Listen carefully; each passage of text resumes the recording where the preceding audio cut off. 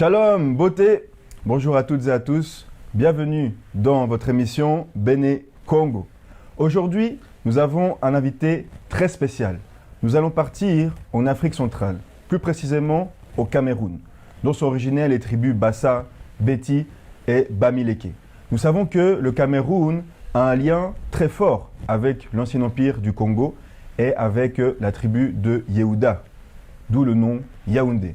Donc aujourd'hui, pour parler de cette région de l'Afrique, nous avons avec nous Rabbi Uri Yehuda Moshe, de la tribu des Bassa.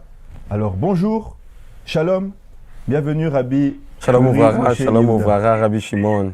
Shalom Ouvara, Ashrenu. On est très content d'être avec toi aujourd'hui dans cette nouvelle émission parce que bon, comme peut-être vous ne savez pas, Rabbi Yehuda est aussi un étudiant de Botsina Kadisha, il est aussi un enseignant au Cameroun et il a donc été contacté par les gens de sa tribu pour venir lui donner, on va dire, une initiation, une smira à l'africaine. Alors Rabbi Yehuda, est-ce que tu peux nous expliquer un peu quel est justement le sens de cette tenue que tu as aujourd'hui, cette tenue traditionnelle, et d'où vient donc justement un peu ta tribu? Ok, Baruch Hashem, c'est un grand honneur. J'ai dit merci beaucoup à Botsina Kadisha qui nous a permis, une fois de plus, de pouvoir découvrir qui déjà nous sommes, parce que c'est juste une découverte. Effectivement, je suis Mbombok. Mbombok, c'est chef traditionnel du clan Bassa. Je suis de la maison Ndogbea, qui a 8 branches, du côté de l'Isère ici. Alors, le vêtement que je porte, c'est un vêtement traditionnel. Ce n'est pas n'importe qui porte ce vêtement. Lorsqu'on le porte, c'est parce qu'on est initié et qu'on est le garant comme ça, ou le médiateur entre les ancêtres et le peuple. On joue le rôle de messager pour transmettre le message, la connaissance, et révéler également la grandeur du maître du monde que nous appelons dans notre langue l'Olombi, qui veut dire en hébreu Elohim, et que nous appelons aussi Nyambe, qui veut dire en langue Kikongo, Zambé. Donc, nous avons effectivement ce grand lien parce que je suis le représentant et c'est toujours un grand honneur. Là, je porte un collier traditionnel qui est fait avec des dents de lion et la peau de panthère qui joue un très fort rôle dans la spiritualité contre le Aïnara, le mauvais œil. Et là, j'ai ce qu'on appelle dans notre tradition le Djaï, parce qu'un Bombok ne parle pas sans avoir certains articles sur la main pour éviter comme ça de, je ne vais pas le dire ici, mais pour éviter de, de répandre peut-être un flux, un aral qu'il ne faudrait pas répandre. Alors je tiens également mon sceptre pour comme ça, pour des questions de protection et de berara. Alors Rabbi Yehuda ou Bogbog Yehuda, tu as dit quelque chose de très intéressant. Tu as dit que justement dans votre langue, pour dire Dieu, on disait Nyame. Et en Kikongo, c'est vrai, on dit Zambi. Aussi en Kimongo, donc Nyambe. Nyambe. Et on a juste une différence, sans te couper, on a juste une différence du Y et du Z. Et du Z. Mais c'est le même nom. C'est exactement. Tout. Et aussi au nord du Congo, donc chez les Bamongo, la tribu dont je suis issu, on dit Nzakomba. Donc il y a aussi ce Nza, ce Nya, ce Ya en fait. Et donc comme tu as parlé aussi de la peau de léopard, de la panthère, c'est aussi l'insigne de la tribu ou du peuple Congo. Donc comment ça se fait que maintenant vous aussi au Cameroun, les Bassa, vous portez la peau de léopard? Est-ce que tu peux nous en dire un peu plus sur justement cet habit traditionnel, le léopard, le namer? En réalité, il faudrait expliquer que lorsqu'on parle du namer, si on entre comme ça dans la cosmogonie bantou, il faudrait, quand je parle de bantou, je ne parle pas de la définition bantou que nous avons aujourd'hui. Je parle du royaume bantou qui était au départ un grand empire qu'on appelait l'empire Congo, qui avait à sa tête le roi Makoko et qui a régné comme ça sur pratiquement, je vais parler comme ça de pratiquement 5 pays. Et ces pays étaient le Congo-Kinshasa, le Congo-Brazzaville, l'Angola, le Cameroun, le Gabon et un peu de la Centrafrique. Alors, c'était un grand empire au départ, et c'est cet empire qui s'appelait Bantou, parce que le roi Makoko, il a régné sur 12 tribus. Il faudrait aussi expliquer que, à l'époque égyptienne, lorsqu'on remonte très longtemps dans le temps, 3000 ans même, avant les communes, il faudrait dire que le pharaon offrait comme bénédiction ou comme cadeau à son fils une peau de léopard, un amer, justement pour signifier comme ça la grandeur. Et dans la cosmogonie bassa, qui est la nôtre, et surtout dans un volet purement initiatique, ça il faudrait le dire, lorsqu'on essaye de monter, de s'élever à une certaine dimension, la peau de léopard joue un rôle très prépondérant, celui de pouvoir protéger, finalement celui-là qui va à la rencontre avec l'au-delà. Et ça prouve également, comme ça enlève ce qu'on appelle le mauvais œil. Lorsque celui qui regarde la peau de léopard, celui qui regarde un chef qui porte une peau de léopard, il sait d'office que le roi ne peut pas être victime de certaines attaques spirituelles. Alors il faudrait dire que ce que nous portons aujourd'hui, nous ne l'avons pas hérité du Cameroun. Nous sommes arrivés au Cameroun avec. Et d'où est-ce que nous sortons? Nous sortons d'où avec? Nous sortons justement de ce royaume-là qui s'appelait le royaume Congo, le grand Congo au départ, notamment parmi les tribus bantoues. Et on a hérité cela de cette connaissance-là du roi Makoko qui justement s'habillait de cette façon.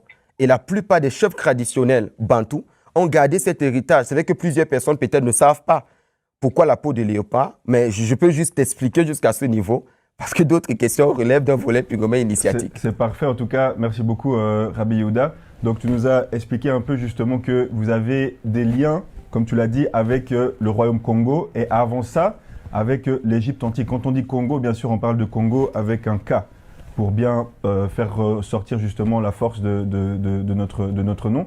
Donc, si on fait ce lien maintenant avec l'Égypte, comme tu étudies la Torah aussi avec nous, à Botsina Kadisha, tu as eu devant les yeux certaines sources, comme par exemple le Zohar dans Parashat Pinras qui nous dit que si on prend le passouk dans Séphonie 3.10, mes adorateurs qui sont au-delà des rivières de Couche pour m'apporter des présents, le Zohar dit qui sont ces adorateurs-là? Ce sont les enfants d'Israël qui sont restés 400 ans en Égypte, qui ne sont pas sortis d'Égypte avec Moshe Rabbeinu, mais qui sont restés en Égypte et qui ont eu donc toute la bénédiction d'Abraham, que ses descendants devaient rester 400 ans dans une terre étrangère. Alors, est-ce que vous avez cette tradition-là, cette Massora, que vous, les Bassa aussi, êtes des descendants de ces enfants d'Israël qui sont restés 400 ans en Égypte, qui ont reçu la Brara d'Abraham Avinu et qui sont ensuite descendus plus profondément en Afrique centrale? Parce que ça, c'est, on peut dire, la source de ce qu'on appelle aujourd'hui le royaume Congo, bien qu'on était déjà avant à Sumer et en Chaldée. Alors, il faudrait expliquer déjà, ça je vais le dire, parce qu'on va essayer, parce qu'on a des gens qui nous écoutent, je vais essayer un peu d'enlever des questions d'ordre purement d'abord théologique, parce que la théologie, qui n'est rien d'autre que l'intelligibilité de la foi mise à l'épreuve du temps. Ce que je dirais, c'est que, effectivement, dans nos sources, purement dans nos sources, et dans la tradition bantou et la tradition bassa, notre arrivée au Cameroun remonte à une longue histoire, très très longtemps, et qui passe par ce qu'on appelle les deux voies. Les deux voies, c'est quoi? C'est les deux voies par lesquelles le peuple, le royaume bantou, il s'est formé. On a ce qu'on appelle la voie, comme ça, la voie de l'Est, qui n'est rien d'autre que, c'est-à-dire les enfants d'Israël, qui vont passer par le Yémen, l'Éthiopie, le littoral Est, c'est-à-dire Madagascar, Zimbabwe, Afrique du Sud, et essayer maintenant de remonter par l'Angola. On a maintenant la voie Est, et c'est la voie Est justement qui concerne le peuple bantou. Alors dans notre tradition, nous faisons partie de la deuxième sortie de l'Égypte, parce qu'il y en a eu deux. Il y a eu la première, la bénédiction d'Abraham Avinu. À la Vachalom nous fait comprendre que on devrait faire en Égypte 400 ans. Mais la première sortie n'a que fait 210. Alors, qui sont ceux-là qui finalement sont restés et qui ont reçu la Berara comme ça de Abraham Avinu? C'est le peuple bantou qui est resté comme ça et qui a accompli tous les 400 ans et qui va sortir après et qui va passer notamment notre peuple, qui va passer par ce qu'on appelle la voie Est et qui va descendre comme ça pour rejoindre justement le royaume Congo et former ce grand ensemble avec le roi Makoko. Et il y a autre chose que je voudrais aussi expliquer. Rabbi Shimon Bar Yochai nous explique dans le Zohar à Kadosh, comme ça dans la paracha Pinras, il le dit. Et même on bénit également la Torah de Rabbi Noran Ben Akane, qui aujourd'hui arrive à nous fixer concernant notre véritable héritage et notre véritable lumière et qui nous sommes réellement. C'est-à-dire un discours peut être possible entre la Kabbalah et la Massora africaine, la tradition africaine, et qu'on ne devrait pas avoir peur de ça, parce que la peur est une réelle illusion. Il faudrait également le dire aujourd'hui, Rabbi Shimon Bar Yochai nous fait comprendre que les midotes, les qualités de ceux qui ont fait 400 ans en Égypte sont très bonnes. il le dit dans le Zohar, il dit ils ont de très très bonnes qualités parce qu'ils ont mûri, parce que ce sont eux qui ont reçu la Massora. C'est aussi pour ça que la tradition africaine est tellement profonde. D'avoir un bon caractère, Midot, un caractère bien fixé. Juste. Oui, un caractère. Ils ont un caractère bien fixé. Et il faudrait le dire. C'est même pour ça qu'en Afrique, la question de l'initiation ou la question du volet initiatique ou la question de la tradition est très, très, très, très profonde. Il faudrait le dire. Le naral, le flux, il est très fort. C'est-à-dire, il est très, très fort. Justement parce que, même parmi nos chefs traditionnels, on en rencontre tous les jours. Et lorsqu'on s'approche d'eux avec un regard de la Torah, quand je vais vers eux, pour causer avec même ceux des autres tribus, je me rends compte qu'en fait, nous avons ce lien-là. Et je me rends compte qu'ils ont de très, très bonnes qualités, c'est-à-dire la joie, la patience, la compréhension.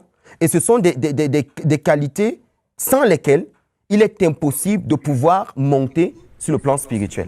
Tout à fait, tout à fait. Merci beaucoup, Rabbi Yehuda. Donc, comme tu l'as bien résumé, on a donc ce peuple qui est resté en Égypte 400 ans, descendu en Afrique centrale, et ensuite qui a créé le grand royaume Congo, avec, comme tu l'as dit, le roi Makoko, le Mani Congo, qui régnait bien sous 12 tribus. On a les cartes, donc les cartes de Guillaume de Lille et autres, qui nous montrent ça. Et aussi le fait que déjà à l'époque, l'Éthiopie, c'était le royaume Congo. L'Éthiopie actuelle, ça s'appelait l'Abyssinie. Si vous prenez des cartes anciennes, vous verrez que l'Éthiopie, c'était le royaume Congo. Si on fait la transcription de Éthiopie, ça nous va donner Couche. C'est pour ça que les Éthiopiens sont appelés, ils les appellent ici en Israël des Kouchis, mais ils ne savent pas que Couche ou Éthiopie, c'est le royaume Congo.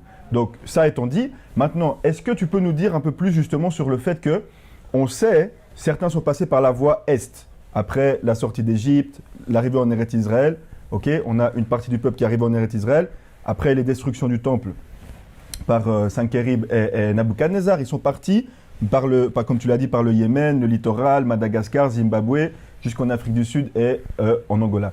Et il y a eu une autre partie du peuple qui est partie un peu plus tard aussi, notamment Yehuda, on le sait, par l'Afrique du Nord, jusqu'en Espagne. Notamment les Berbères, ils ont le Tamazigh. Ils parlent une langue, ils savent qu'ils ont des origines juives. L'Espagne, à l'époque aussi, ça s'appelait la péninsule ibérique. Voilà, ça veut dire hébreu. Et on sait aussi, comme tu nous l'as dit, que les Bassa, on les retrouve, si on va voir maintenant, il y avait des juifs dans l'empire du Songhai, jusqu'au 15e siècle, jusqu'à ce qu'il y ait une fatwa, qu'il y a un roi musulman qui a décidé de tous les tuer, ou en tout cas, ils devaient partir. Et on sait qu'ils sont descendus encore un peu plus vers le Niger, jusqu'au Cameroun. Alors, est-ce que vous avez des informations, justement, sur votre tribu qui seraient aussi passés, certains d'entre vous, par ce côté-là, par la voie ouest, Afrique du Nord et le royaume du Songhai, jusque Niger et Cameroun? D'accord, Rabbi Shimon. Alors, il s'en va de le dire, dans le volet initiatique du peuple Bassa, il est très, très impossible comme ça d'être un Mbok, sans toutefois connaître ce qu'on appelle la notion de la lignée.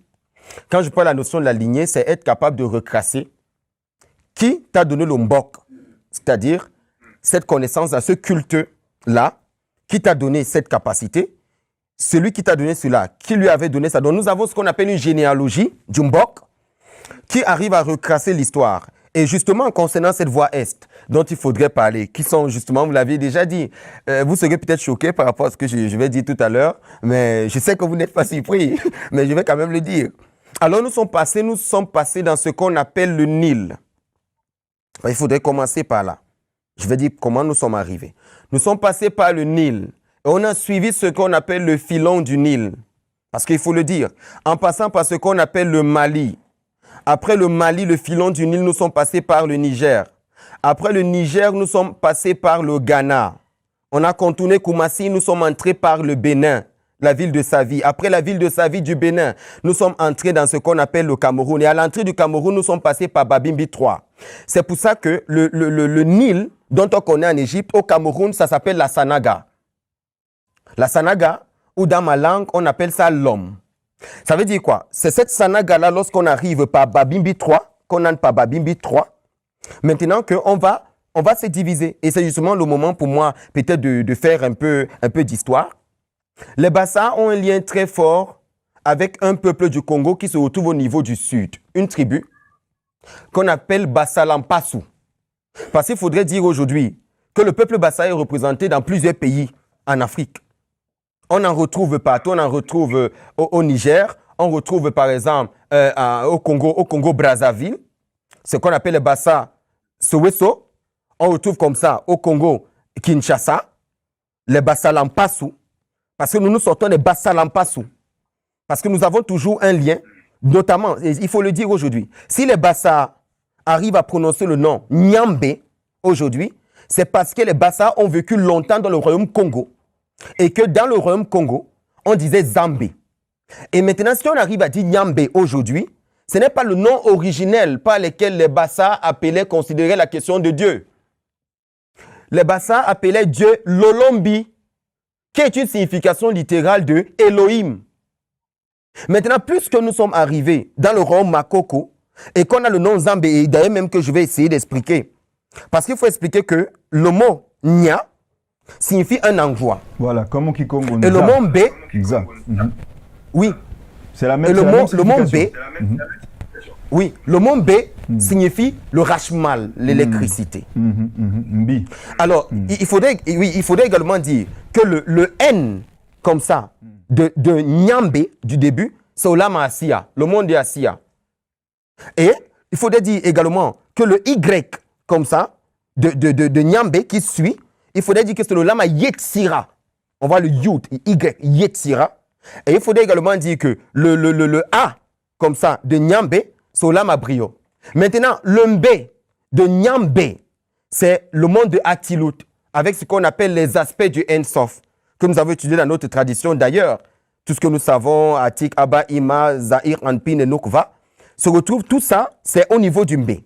Alors nous, la question de Dieu, s'il faudrait le dire, ce n'est pas un être qui est en haut, mais c'est finalement un ensemble composé ou un élément, je vais dire comment, pour nous, c'est une structuration, ou bien nous pourrons dire c'est du rachmal. Ce n'est pas un être qui porte les habits, parce que véritablement, dans notre tradition, il faudrait aussi le dire, la question de la pluralité culturelle ou spirituelle, ou plutôt de dire qu'il y a plusieurs dieux, nous ne l'avons jamais connu. Nous n'arrivons pas dans le judaïsme pour découvrir le monothéisme.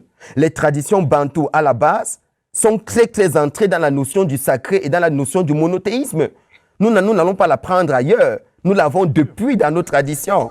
Je vais également dire autre chose, une autre information, parce que ça va... Depuis l'Égypte, et c'est 400 ans en Égypte, et on avait tout à fait conscience, comme tu dis, Nyambé, Zambi, ça veut dire un endroit qui est électrisé par le rachmal, ou un endroit qui est en fait, qui tient sa force de la source, qui est donc Ensof. Donc comme tu le dis, quand un Bassa, ou un Congo, ou un Mongo, ou peu importe qui, des peuples bantous, se reconnecte à la Torah, veut comprendre ce qu'est le judaïsme, en fait, il est en train simplement de dépoussiérer sa mémoire et de retrouver son histoire.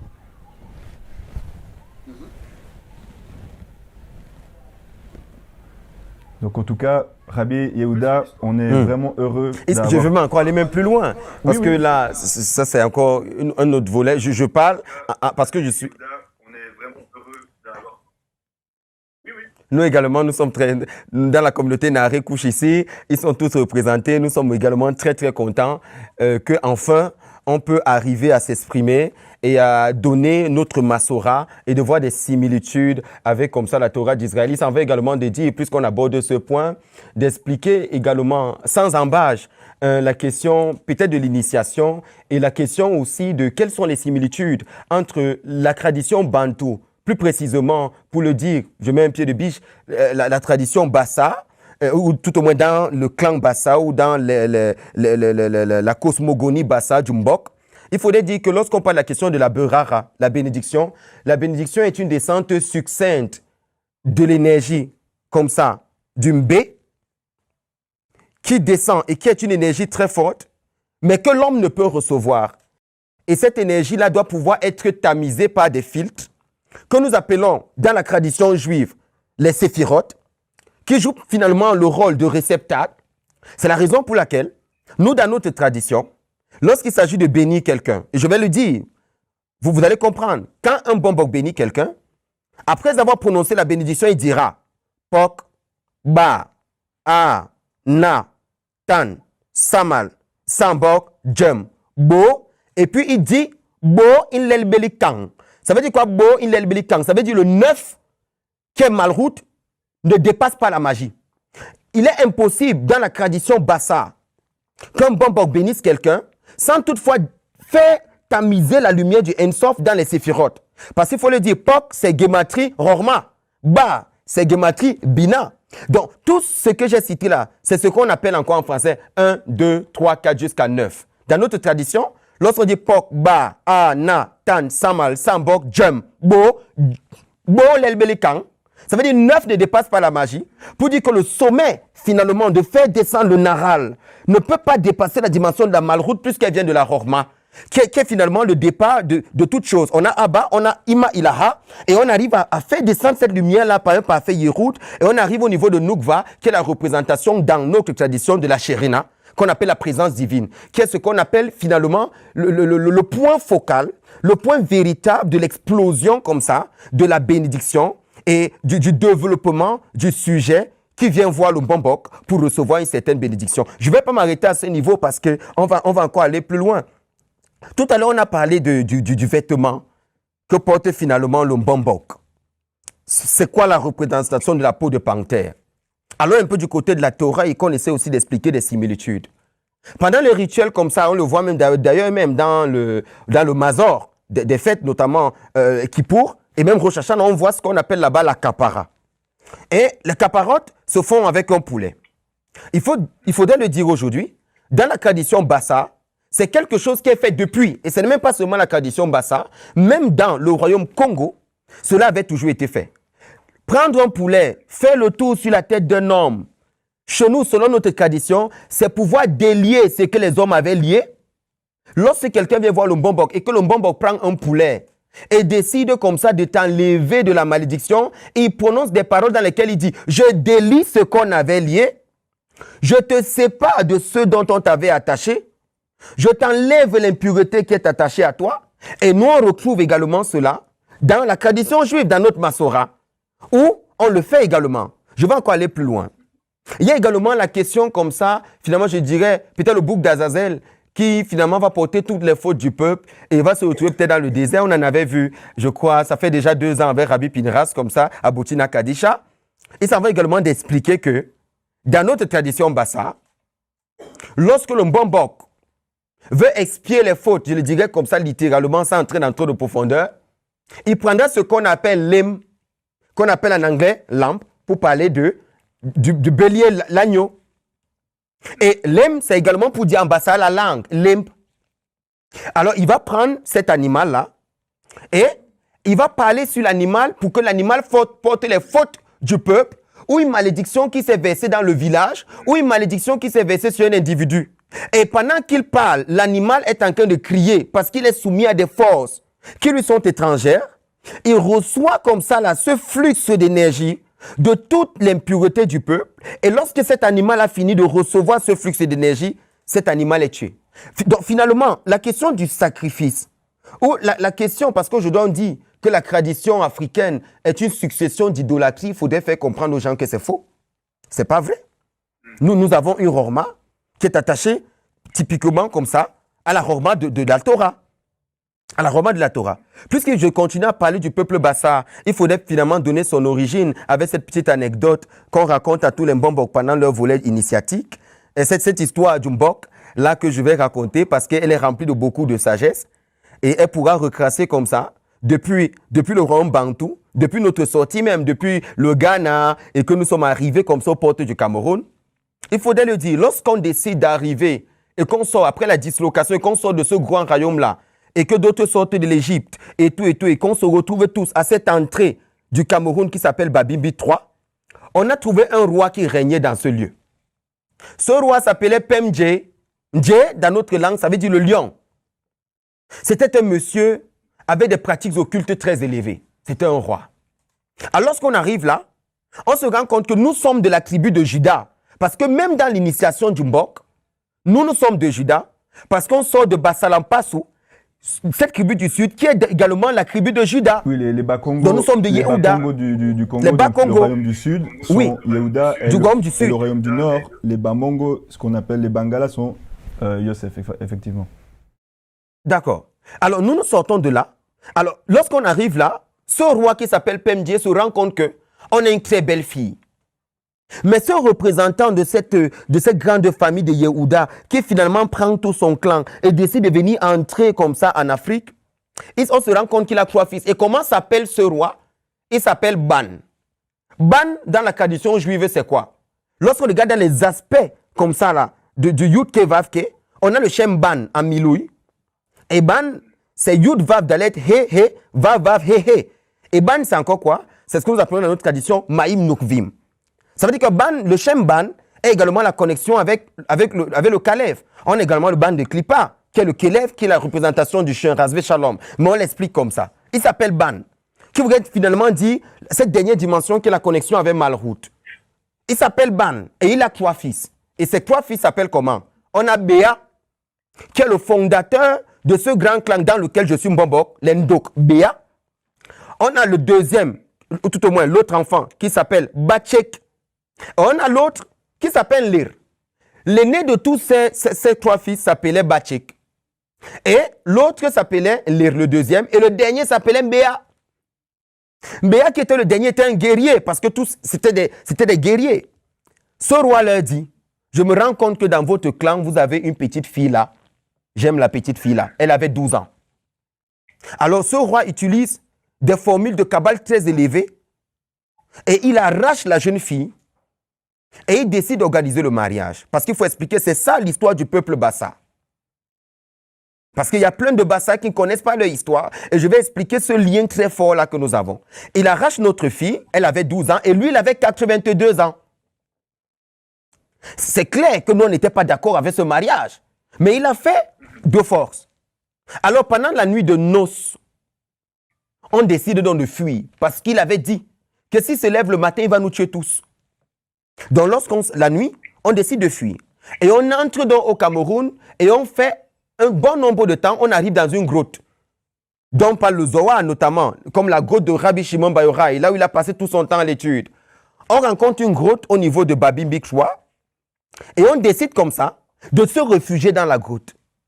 Lorsqu'on entre dans cette grotte, Akadosh Barou, le maître du monde, Nyambe, envoie une araignée qui passe devant nous et qui met la toile d'araignée sur toute la grotte. Maintenant, lorsque le roi se réveille, le roi Pemdié, il se rend compte que nous ne sommes plus là. Il prend des chiens. L'un de ces chiens qui s'appelait Ra, qui veut dire en tradition juive, le mâle. Il prend ces chiens et il vient avec les chiens. Et justement, l'un de ces chiens qui s'appelle Ra vient au niveau de la grotte et commence à aboyer. Et le roi s'énerve. Le roi dit, mais nous savons très bien que, selon la tradition bantou, quand tu passes dans un endroit et que les toiles d'araignée t'arrêtent la tête ou les mains, sache que ça fait longtemps que beaucoup de personnes ne sont pas passées sur ce chemin. Alors il dit à son chien, mais tu ne vois pas la toile d'araignée? Il n'y a rien, va chercher de l'autre côté. Et c'est comme ça que le chien va traîner son maître sur près de 100 km. Et nous, on va rester dans la grotte, on va grandir dans la grotte, dans la Rorma, on va découvrir véritablement qui nous sommes. Et comme les enfants étaient au nombre de 3 et avaient une grande famille, on décide donc de sortir de cette grotte qui porte le nom aujourd'hui de Ngok. L'Ituba, Ngok veut dire la roche et l'Ituba veut dire le trou. Donc on sort de Ngok, l'Ituba, et lorsqu'on sort de là, on arrive dans un carrefour qui porte le nom vers Babi Bikshwa de Bok Kanda. Bok veut dire quoi? Bok veut dire s'entendre. C'est différent de Mbok. Bok veut dire s'entendre. Babou Bok Mam, ils ont décidé des choses. Alors, ils décident donc maintenant, par un rituel, de se séparer et que chacun des 3 frères aille de son côté. Alors, lorsqu'ils décident comme ça, de se séparer et que chacun des 3 frères doit aller de son côté, ils décident de faire ce qu'on appelle en Bassa une jobube. C'est-à-dire, on va tuer une chèvre et cette chèvre, ou tout au moins cet agneau, sera le signe de notre alliance que nous faisons aujourd'hui, que chacun des frères d'entre nous va rester de son côté, mais tout en s'aimant, en se protégeant. Alors le grand frère, qui s'appelait Bachek, prend la parole et dit à son petit frère Béa, il lui dit, je sais que tu as un pouvoir fort, tu es quelqu'un de trop intelligent et tu aimes la guerre, mais tu es notre petit frère, on va te tuer avant le temps. Alors sache que tu vas rester au centre. Moi qui suis votre grand frère, je vais aller vers les côtes pour faire la limite avec les bêtis dont vous avez parlé au départ. Pour faire la limite avec les bêtis pour qu'ils ne nous envahissent pas. Et toi, en l'air, tu vas rester au niveau de la Sanaga pour être ce qu'on appelle le lien entre Béa et son grand frère Bachek. Et c'est ce qui se passe aujourd'hui où nous avons l'Ndogbea, l'Ndorlir et l'Ndobachek. Et c'est justement dans l'Ndogbea que sont dans ce qu'on appelle les Mbombok. Mbok Bang, parce qu'il faudrait le dire, il y a 3 types de Mbok. Dans notre tradition, on a 3 types de Mbombok. On a Mbok Bang, que moi j'ai. Dans un volet mystique, je ne peux pas encore l'expliquer ici, on en parlera en IB. La tradition m'interdit de parler comme ça, parce que c'est des choses purement initiatiques. On a le Mbok Mabouille, qui est lié aux plantes, et on a le Mbok Nkoranton. Nkoranton veut dire la canne tordue. On a le Mbok Nkoranton. Voilà les 3 types de Mbok qui se dégagent finalement de ce grand ensemble-là. Voilà donc ce que c'est que le Mbok. Par définition, c'est quoi le Mbok? Le Mbok, c'est le culte des ancêtres qu'ils ont reçu de Nyambé pour l'amour et le partage qu'on appelle l'amour ambassade, c'est Gweha. Pour l'amour et le partage et la révélation des mystères inclus dans les plantes, dans les animaux et dans tous les systèmes de la nature, dans le but de révéler qu'il y a un seul Dieu. Ça, c'est la définition du Mbok que j'ai donnée en français. Donc, une fois de plus, pour prouver que le peuple Bassa est représenté et que nous aimons la Torah, parce que véritablement, c'est la Torah qui fait de nous ce que nous sommes, et qu'il n'y a pas de division à faire, mais plutôt un dialogue inclusif entre comme ça la Kabbalah, la Massora qu'on a étudiée, et la Massora de nos différentes traditions, pour essayer de comprendre ces similitudes-là et de faire très bien comprendre aux gens qu'il y avait un royaume Congo qui était régné par le roi Makoko. Il a régné sur 12 tribus et que les tribus Bantou, justement, sortent de là. C'est ce qu'on appelle Bantou. C'est pour ça que notre synagogue ici s'appelle justement Naré Couche. C'est-à-dire les fleuves de couche. Parce que justement, nous sortons de là et nous sommes les Béné Giron, les enfants du Giron. Donc, une fois qu'on arrive à comprendre cela, on arrive à comprendre véritablement la Torah que Rabbi Pinras nous donne depuis des années. Et grâce à Botina Kadisha, nous sommes très heureux comme ça d'avoir eu ce temps de pouvoir parler du Mbok et d'avoir pu expliquer cela. Nous vous bénissons sincèrement.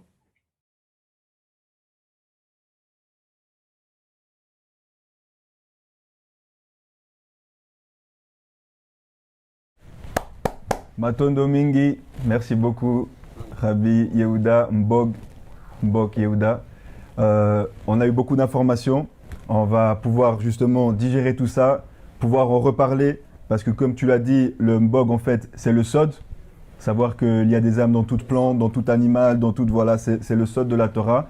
La Kabbalah en Kikongo qui devient Bakala, donc on a tout à fait le même mot. Et je pense que comme tu l'as très bien dit, aujourd'hui l'idée maintenant c'est d'aller voir dans ce royaume Congo et d'en tirer toutes les informations que nous pouvons pour en fait nous découvrir nous-mêmes encore plus et notre lien avec la Torah d'Israël et la Torah de Moshe Rabbeinu. Encore un mot de fin. Ok, je voudrais comme ça dire merci à Mbombok, comme ça Jean-Jacques Lénen et Mbombok également Yogo Antoine qui se sont montrés disponibles comme ça à compléter ces informations, apporter ce savoir beaucoup plus à mon père dans le Mbombok Jean-Jacques Lénen qui est un grand frère, un papa. Je voudrais également leur dire merci et merci également aux autorités camerounaises et que Dieu bénisse le Cameroun et que Dieu bénisse Israël et que Dieu bénisse comme ça la lumière qui va révéler véritablement le royaume Congo et qui va révéler la connaissance du peuple bantou. Que Dieu bénisse Botina Kadisha, que Dieu bénisse Rabbeinu, Pinras, Eliaou Shaddai, Ravi Shai et également Ravi Shimon. Qu'Hachem vous bénisse tous et qui vous remplisse. Amen, Ingeta, Matondo, Todaraba, Mbog Yehuda, Rabbi Yehuda. Et nous sommes vraiment très contents d'avoir pu rentrer dans la profondeur justement de l'initiation Bassa, de la connexion avec la tribu de Yehuda et la Torah d'Israël encore une fois. Toda Rabba, Matondo, merci à toi Rabbi Yehuda, Mbog Yehuda et à très bientôt pour tous ceux qui nous suivent. Béné Congo, c'est une découverte de la tradition africaine et son lien dans la Torah d'Israël. À la prochaine. Matondo, Toda Rabba.